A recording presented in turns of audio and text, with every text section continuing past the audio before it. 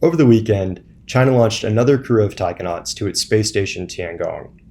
This new crew of 3 is scheduled to manage and oversee the addition of modular components to the space station and make strides towards completing the station by the end of the year.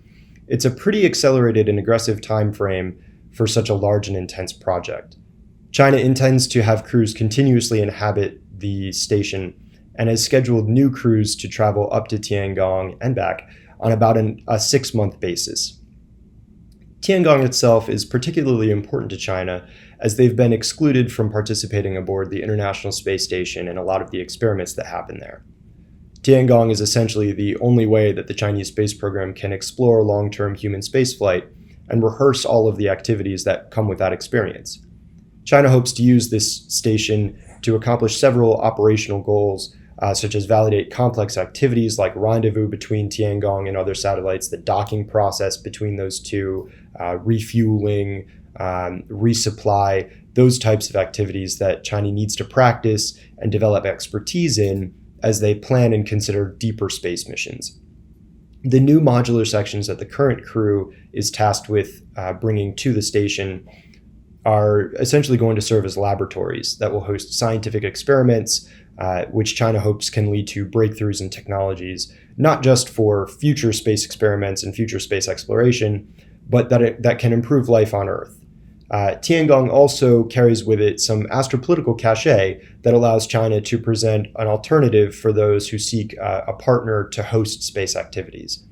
Senior Chinese officials have positioned Tiangong as an alternative to the International Space Station and have signaled an interest in engaging with private industry and other nations so long as those partners design their spacecraft and their missions with the right hardware and the preferred practices, such as docking hatches.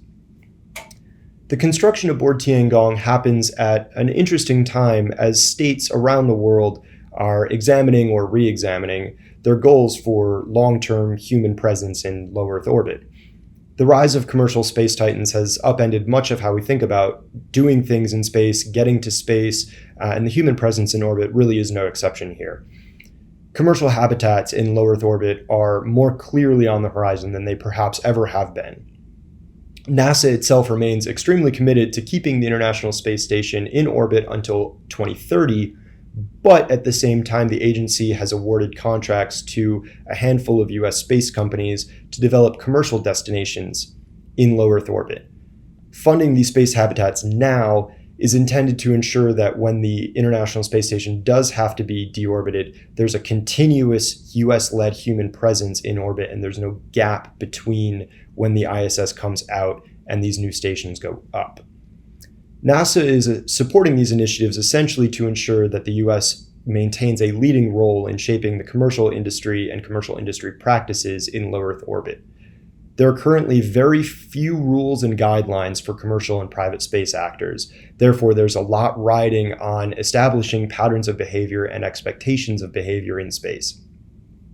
Inhabited space stations, such as the International Space Station and Tiangong, are likely going to be key pieces in state strategies to establish rules of the road in space. And that's not just in low Earth orbit where they currently are, but as ways to practice and demonstrate behaviors and the types of activities that each state hopes will be accepted, particularly in lunar missions and even further out in potential Martian missions.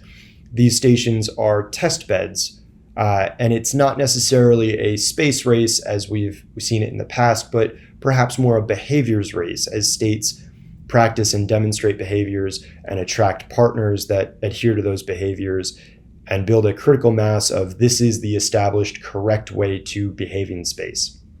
Tiangong, the International Space Station, and future commercial low Earth orbit destinations for inhabited human spaceflight are going to be really key and important ways for states to demonstrate exactly what they want, exactly what they expect other states to do, and to be able to shape the norms, rules, behaviors, and expectations for future space activities.